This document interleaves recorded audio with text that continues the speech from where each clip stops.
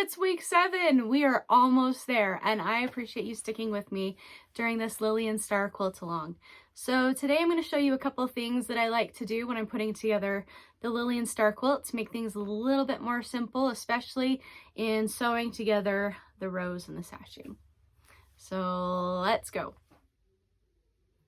Okay, so I'm going to show you how I piece together the rows of sashing for the Lilian Star quilt. And it's a little bit different than in the instructions. I wrote those instructions with the beginner in mind, but this is a little bit easier for me.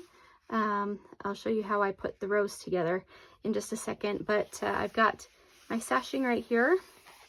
And the way that I put that on the row of blocks is I'll, of course, put it rights to rights, but I will line the sashing square right up with the sashing on the quilts, the vertical sashing. And then I'll put a little clip, and then I'll double back and I'll put one clip on the other block.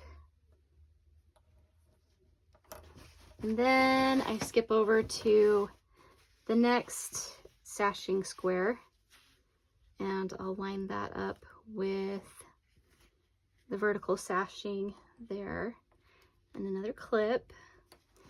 And then I go back again and I make sure that things are all smooth and even, and I'll put a clip right in the middle.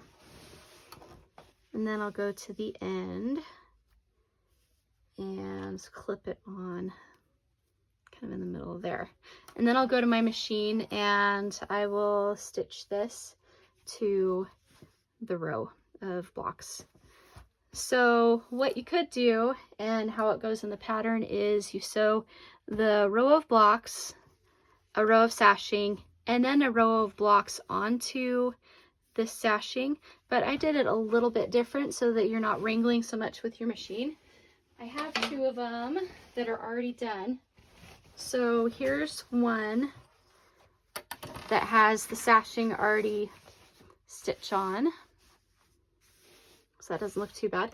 And then I have a second row that also has the sashing stitched onto the bottom.